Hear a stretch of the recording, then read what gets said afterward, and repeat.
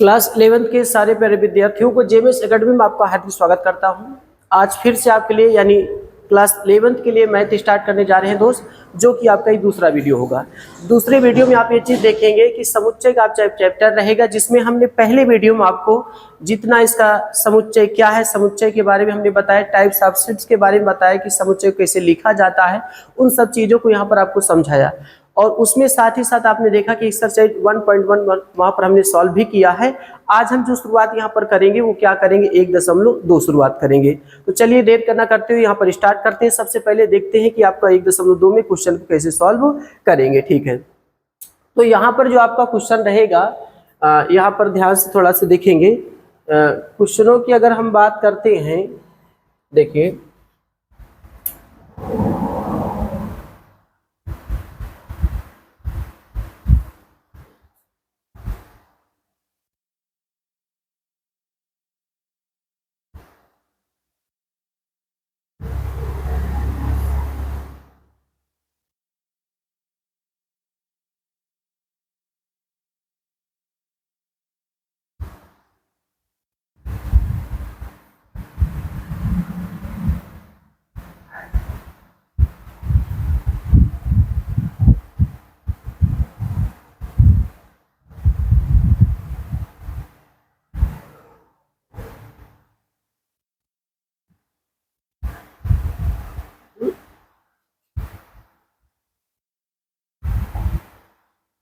चलिए, तो सबसे पहले यहाँ पर देखिए, सबसे पहले हम बात क्या करेंगे, जो आपको ने टाइप्स ऑफ सेट्स बताया, जो समुच्चय के प्रकार बताया। तो एक में हमने आपसे बताया कि रिक्त समुच्चय आपका क्या होता है।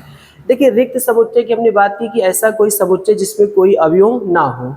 देखिए, शब्द तो लिखे रहेंगे लेकिन उसका कोई मीन्स, कोई अर्थ नहीं रहेगा, तो ऐसे समुच्चय को हम क्या कहते हैं, रिक्त समुच्चय कहा जाता है।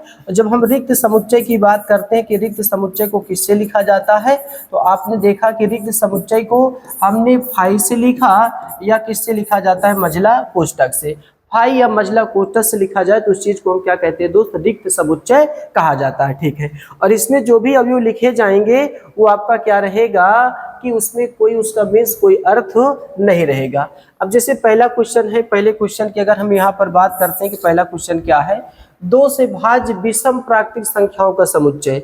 आप एक बात बताइए भाई, पहले वाले समुच्चय में कहा कि 2 से कटने वाली कोई विषम संख्या बताइए। अब आप बताइए कि जैसे 3 हो गया, 5 हो गया, 7 हो गया, 9 हो गया, ये सारी विषम संख्या है। क्या ये विषम संख्या 2 से कट सकते हैं? तो आप कहेंगे 2 से नहीं कट सकते, इसमें कोई अवयव नहीं रहेगा। तो पहले आपका क्या हो जाएगा, रिक्त समुच्चय है।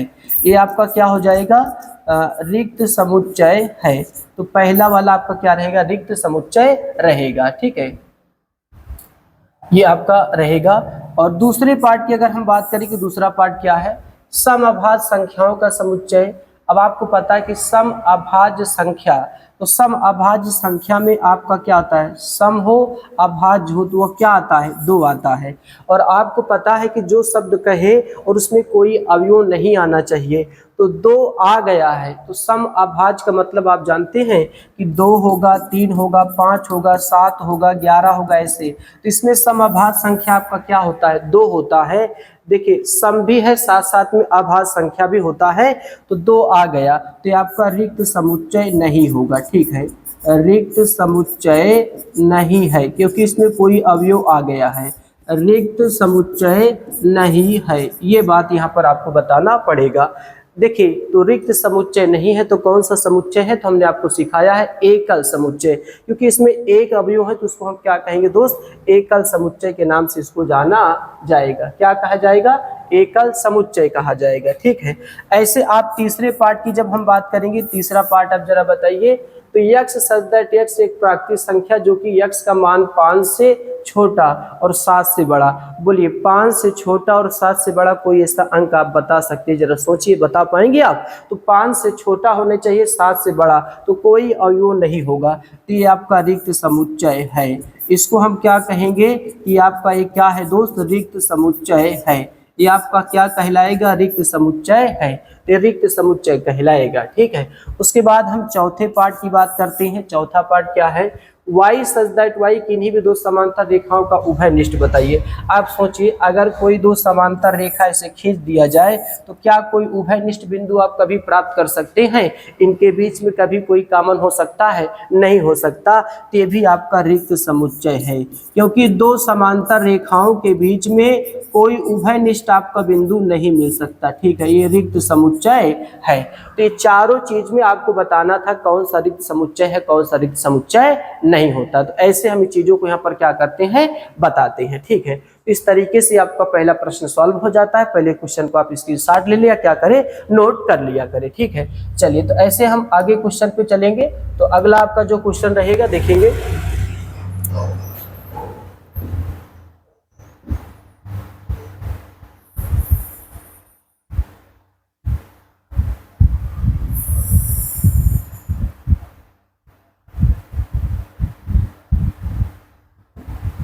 चलिए तो पहला क्वेश्चन को हम सॉल्व करेंगे। तो पहला क्वेश्चन आपके पास यहाँ पर जो रहेगा दोस्त देखिए,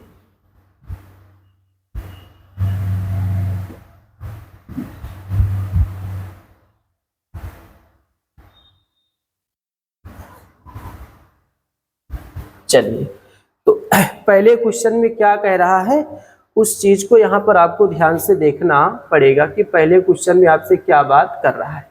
चलिए, कहा है कि देखिए निम्नलिखित समुच्चयों में कौन परिमित कौन अपरिमित समुच्चय है। तो हमने आपको भली भांति परिमित और अपरिमित, फाइनाइट और इनफाइनाइट सेट के बारे में आपको बताया है कि परिमित समुच्चय उसे कहा जाता है, देखिए परिमित समुच्चय उसे कहा जाता है जिसका एक शुरू हो और साथ में क्या हो, एक अंत होता है, उसे हम क्या कहते हैं, परिमित समुच्चय।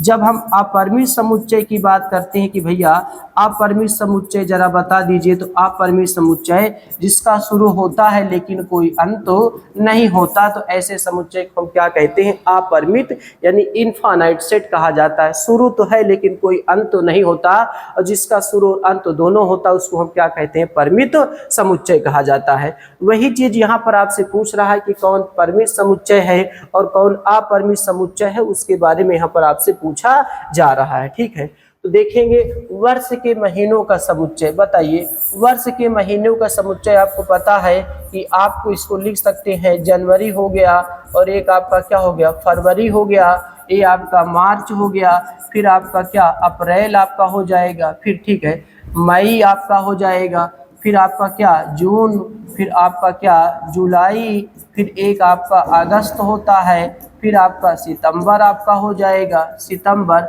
और एक आपका दोस्त यहाँ पर अक्टूबर हो जाता है, क्या अक्टूबर, और एक आपका नवंबर हो जाता है, नवंबर। ठीक है, नवंबर, देखिए ये आपका क्या हो जाता है, नवंबर, ये आपका नवंबर आपका हो जाता है, और एक आपका क्या रहेगा, दिसंबर रहेगा। ये 12 महीने आपके हो जाते हैं। तो जिसका एक शुरू भी है और क्या है, साथ में अंत भी है, तो इसको हम क्या कह सकते हैं, परिमित समुच्चय कह सकते हैं। कौन सा समुच्चय होगा, परिमित समुच्चय है। ठीक है, कौन सा समुच्चय भैया, तो ये आपका परिमित समुच्चय हो जाता है। ठीक है, इसको परिमित समुच्चय कहेंगे। दूसरे पार्ट की बात करते हैं तो 1 2 3 डैश डैश डैश। अब बताइए ये 1 2 3 डैश डैश, बताइए शुरू तो है लेकिन कोई अंत नहीं है, तो इसको क्या कहा जाएगा, तो इसको आप क्या कहेंगे, अपरिमित समुच्चय कहा जाएगा। इसको आप क्या कहेंगे दोस्त, अपरिमित समुच्चय कहेंगे, क्योंकि इसका शुरू तो है लेकिन कोई अंत नहीं है, तो ऐसे समुच्चय को हम क्या कहते हैं, अपरिमित समुच्चय कहा जाता है। ठीक इसी प्रकार से जब हम तीसरे पार्ट की बात करते हैं तो 1 2 3 डैश डैश 99 से बाद 100, तो शुरू भी है और साथ साथ में अंत भी है, तो ऐसे समुच्चय को हम क्या कहते हैं, अपरिमित समुच्चय कहा जाता है। क्या कहेंगे, अपरिमित समुच्चय कहा जाता है। ये आपका क्या हो जाएगा, अपरिमित समुच्चय हो जाता है। ऐसे जब हम चौथे पार्ट की बात करते हैं तो अब चौथे पार्ट में 100 से बड़े धन पूर्णांकों का समुच्चय। बोलिए 100 से बड़े आपको पता है 101 102 103 104 डैश डैश, कोई अंत तो कहा नहीं है, ऐसे बहुत बढ़ते चले जाएंगे। तो शुरू तो है लेकिन अंत नहीं है, तो इस भी क्या देखिए, सॉरी ये आपका तीसरा पार्ट तो याद परिमित समुच्चय हो जाएगा। भाई इसको हमने गलती लिख दिया, देखिएगा ये आपका कौन सा है, क्योंकि इसका शुरू भी है तीसरे वाले पार्ट में शुरू भी और क्या अंत भी। इसको क्या कहेंगे, सॉरी यहाँ पर ये परिमित समुच्चय आपका रहेगा, ये आपका क्या रहेगा, परिमित समुच्चय रहेगा। भाई शुरू भी और क्या है, अंत भी है, ठीक है। चौथे वाले पार्ट में 100 से बड़े धन पूर्णांकों का समुच्चय, तो 100 से बड़े आपको पता है कि शुरू तो होगा लेकिन अंत नहीं होगा, तो ये क्या कहलाएगा, अपरिमित समुच्चय कहलाएगा। इसको हम क्या कहेंगे, अपरिमित समुच्चय आपका ये कहलाएगा। कौन सा समुच्चय हो जाएगा, अपरिमित समुच्चय। शुरू तो है लेकिन कोई अंत तो नहीं है। ऐसे पांचवें पार्ट की हम बात करते हैं, 99 से छोटे अभाज्य पूर्णांकों का समुच्चय। तो एक निश्चित अंत बता दिया है, तो 99 से छोटे जितनी भी संख्याएं होंगी तो एक अंत होगा, एक शुरू होगा, तो उसे हम क्या कहेंगे दोस्त, परिमित समुच्चय कहा जाएगा। तो ये आपका क्या कहलाएगा, परिमित समुच्चय आपका कहलाएगा। कौन सा समुच्चय हो जाएगा, परिमित समुच्चय हो जाता है। तो इस प्रकार से आपने क्या देखा कि इसमें समुच्चयों के बारे में समझाया जाता है कि कौन परिमित और कौन अपरिमित है। तो जिसका शुरू और जिसका अंत होता है उसको परिमित कहा जाता है, शुरू हो लेकिन अंत ना हो उसको क्या कहा जाता है, अपरिमित समुच्चय। सवाल एक था वर्ष के महीनों का समुच्चय, तो मैंने लिख के दिखाया, इसको परिमित समुच्चय बोला। 1 2 3 डैश डैश डैश, भाई कहाँ तक जा रहा है नहीं पता, अपरिमित समुच्चय। 1 2 3 डैश डैश 99 100, तो इसका परिमित समुच्चय कहलाएगा। 100 से बड़े धन पूर्णांकों का समुच्चय, ये देखिए ये भी निश्चित नहीं है, 101 102 103 पता नहीं कहाँ तक, अपरिमित समुच्चय कहलाएगा। और चौथे की बात करता हूँ तो वो 99 से छोटे की बात कर रहा है, और 99 से छोटे की बात कर रहा है, तो दोस्त आपका क्या कहलाएगा, ये आपका परिमित समुच्चय कहलाएगा। तो ऐसे हम परिमित और अपरिमित को क्या करते हैं, बताते हैं, ठीक है। चलिए अगले क्वेश्चन पे हम बात करेंगे। अगला क्वेश्चन आपका जो रहेगा, देखिए अगले क्वेश्चन की जब हम बात करेंगे,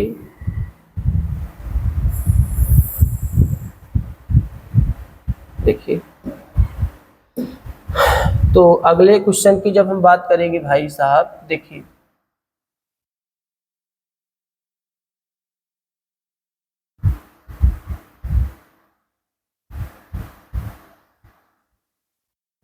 चलें, तो इसमें भी आपको क्या करना है, निम्नलिखित समुच्चयों में से प्रत्येक के लिए बताइए कौन परिमित और कौन अपरिमित है। इसमें भी परिमित समुच्चय और अपरिमित समुच्चयों के बारे में बताना है, कौन से परिमित समुच्चय होंगे और कौन अपरिमित समुच्चय होगा।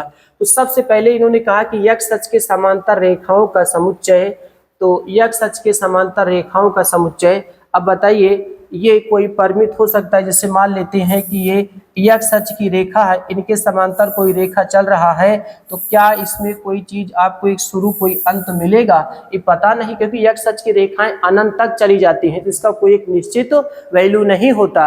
इसलिए क्योंकि देखिए ये अगर x हम मान लेते हैं कि हमारा x है, तो ये x अक्ष हो गया, और इसके समांतर कोई रेखा हम खींच देते हैं, तो आपको पता है कि x अक्ष की रेखा एक निश्चित नहीं होती, जितना मर्जी आप इसको बढ़ाते चले जाइए। तो भैया शुरू तो हो गया लेकिन अंत नहीं हुआ, इसलिए इसको हम क्या कहेंगे, अपरिमित समुच्चय कहा जाएगा। कौन सा समुच्चय कहलाएगा, अपरिमित समुच्चय कहलाएगा। तो पहले वाले का जो जवाब होगा वो क्या होगा, अपरिमित समुच्चय होगा। ये क्या रहेगा आपका, अपरिमित समुच्चय। इसको हम अपरिमित समुच्चय के नाम से यहाँ पर जानेंगे, ठीक है।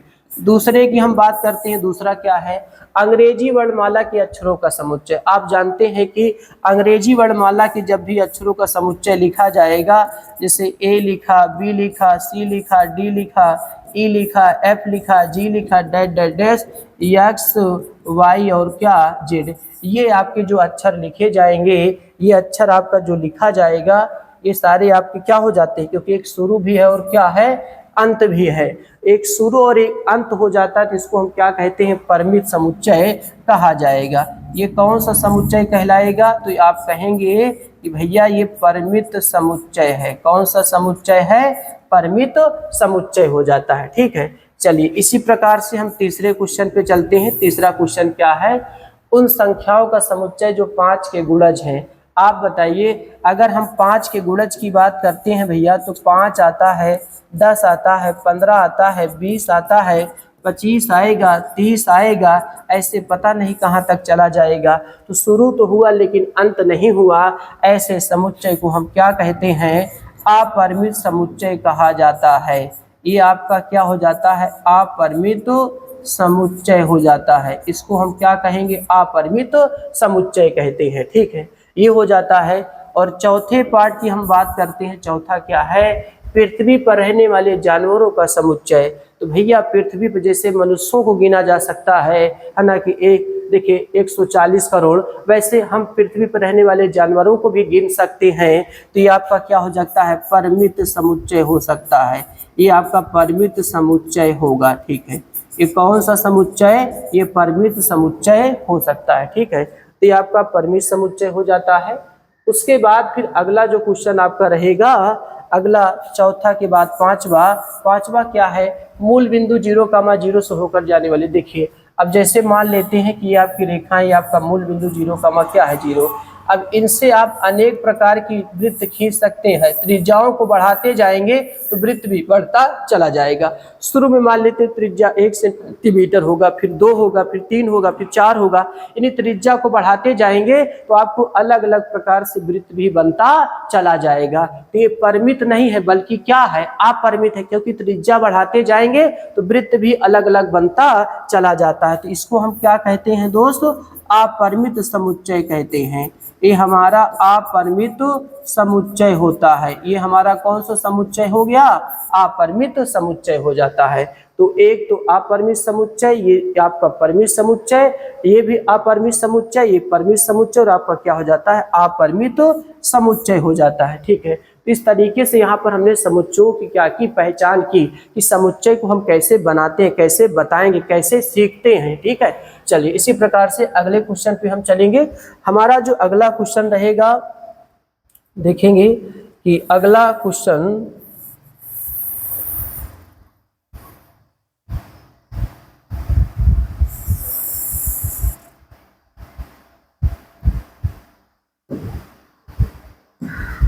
देखिए,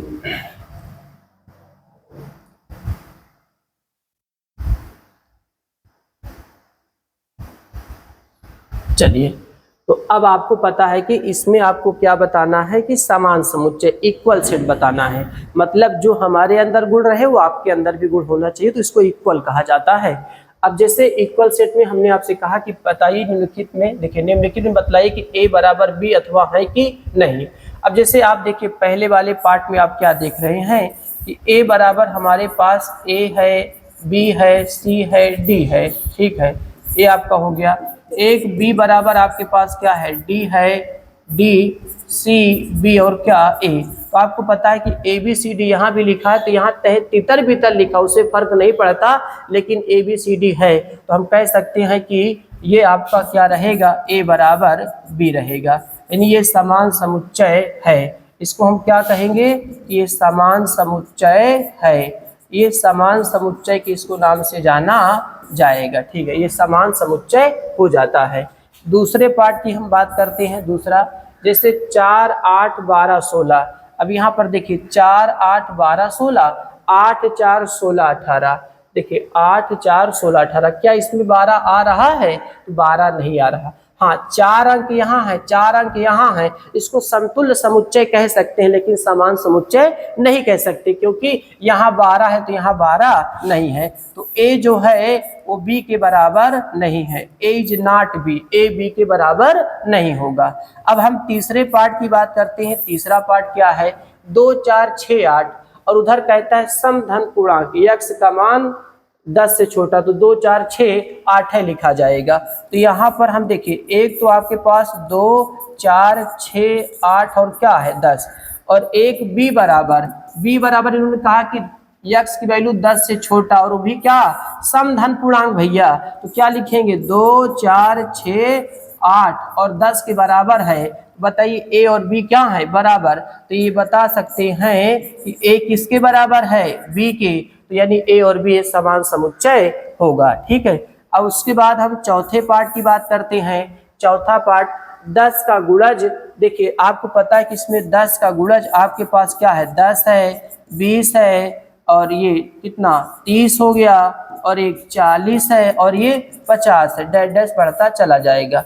फिर b बराबर मैं बात करा तो b बराबर हमारे पास कितना है, 10 है, 15 है, उसके बाद 20 है, 25 है, उसके बाद 30 है, डैश डैश। तो आप एक बात बताइए, यहाँ तो 10 से कटने वाली संख्या और यहाँ 10 है, 15, तो क्या ये 10 से कट रहा है? कहेंगे साहब ये 10 से नहीं कट रहा है। तो क्या ये समान समुच्चय हो सकता है? तो आप कहेंगे भैया यहाँ तो कहीं 15, 25 दिखाई नहीं दे रहा है, तो ए इज नॉट बी, यानी ए बी के बराबर नहीं हो सकता, ये समान समुच्चय नहीं हो सकते। तो इस वाले सवालों में हमें क्या बताना था, कौन सा समुच्चय समान है और कौन सा समुच्चय समान नहीं है। इसमें आपने देखा कि कुछ समुच्चय ऐसे हैं जो समान है, कुछ समुच्चय ऐसे हैं जो कि समान नहीं होते। तो ऐसे हम समुच्चयों की क्या करते हैं, पहचान करते हैं। ठीक है, चलिए अगला क्वेश्चन देखेंगे। अगला क्वेश्चन आपका जो रहेगा 5वां क्वेश्चन, देखिए अब हम 5वें क्वेश्चन की बात करेंगे। चलिए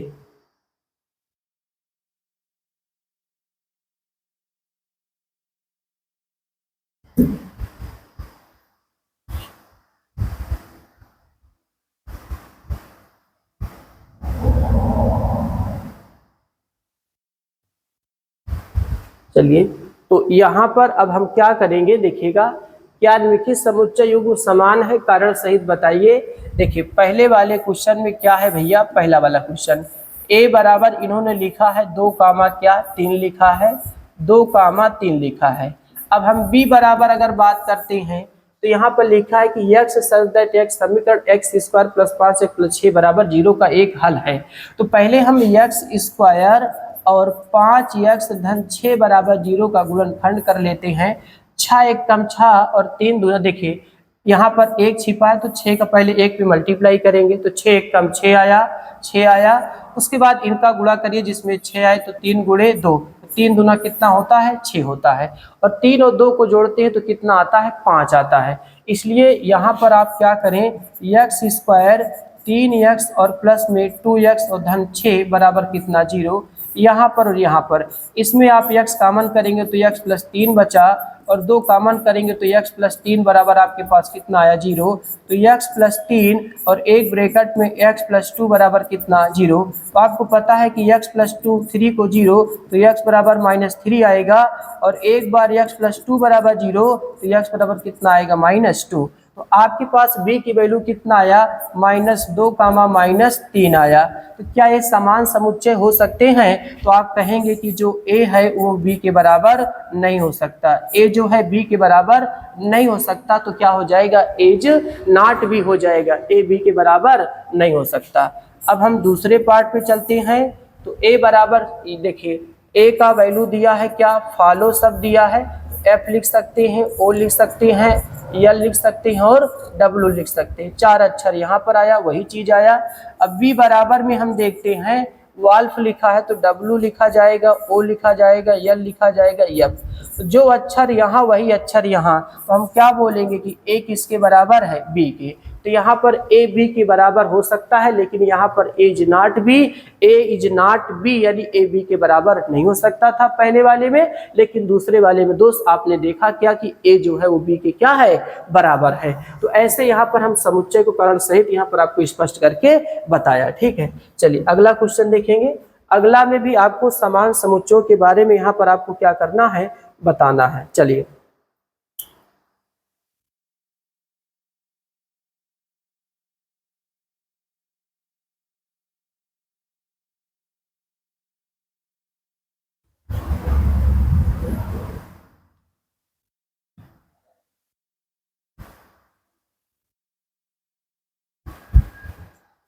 तो अब यहाँ पर देखना है, नीचे दिए समुच्चयों में से समान समुच्चयों का चयन कीजिए। आपको बताना है कि समान समुच्चय कौन है कौन नहीं है। अब चलिए सबसे पहले ध्यान से देखिएगा, अगर आप जैसे ए को उठा लेते हैं तो ए के पास 2 4 8 12।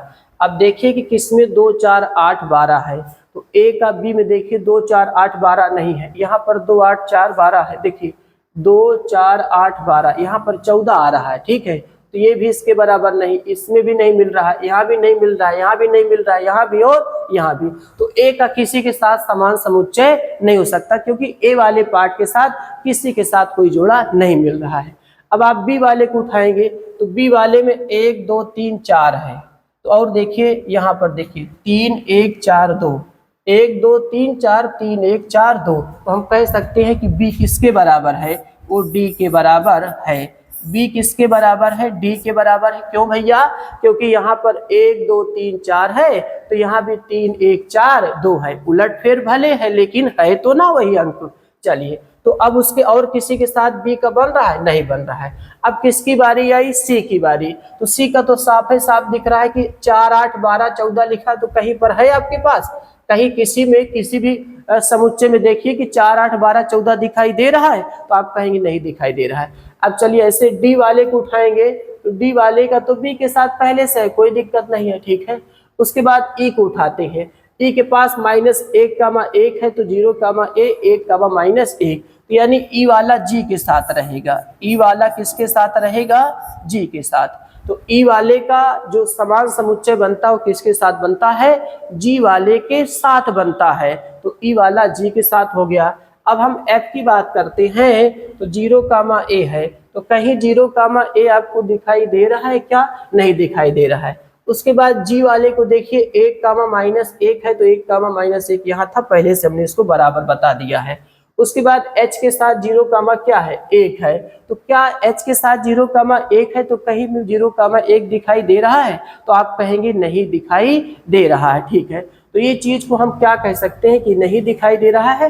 तो मात्र आपके दो समुच्चय ऐसे हैं जो आपके क्या है, आपस में बराबर है। एक तो b किसके बराबर है, d के, और एक किसके, e किसके बराबर है, g के बराबर हो जाता है। तो ऐसे इनको हम क्या कहते हैं, समान समुच्चय कहा जाता है, ठीक है। चलिए, तो आगे देखेंगे। देखिए अगला पार्ट आपका जो आ जाएगा वो 1 पॉइंट कितना आ जाता है, 3 आ जाता है, ठीक है। तो आज आपने देखा कि यानी 1.2 की एक्सरसाइज हमने यहाँ पर सॉल्व किया, जिसमें आपको परिमित और अपरिमित के बारे में समझाना था, साथ साथ में रिक्त समुच्चय के बारे में बताना था, और साथ साथ में समान समुच्चय के बारे में यहाँ पर बताना था, ठीक है। जिसमें हमने इसको अच्छे से समझा और अच्छे से पढ़ा है, ठीक है। इसको बार बार देखिए, बार बार लगाइए सवालों को, जिससे कि आपको अच्छा जानकारी, अच्छा नॉलेज आपको मिल जाए। क्योंकि ऐसा चैप्टर है कि इसका एक निचोड़ होता है, क्योंकि आप चाहे प्रायिकता को उठा लेंगे भैया, चाहे आप संबंध और फलन को उठा लेते हैं, और इनसे बहुत सारे क्वेश्चन पुटअप किए जाते हैं, बहुत सारे क्वेश्चन पूछे जाते हैं। तो इन चैप्टरों को मजबूती जरूरी होता है, ये आपको अच्छी पकड़ में होना चाहिए, जिससे कि आपको अच्छा सवालों को आने की संभावना रहे कि अच्छा आप कर सकें, ठीक है। तो चलिए आज की क्लास सिर्फ यहीं तक रखते हैं, मिलते हैं अगली क्लास में। जय हिंद, जय भारत।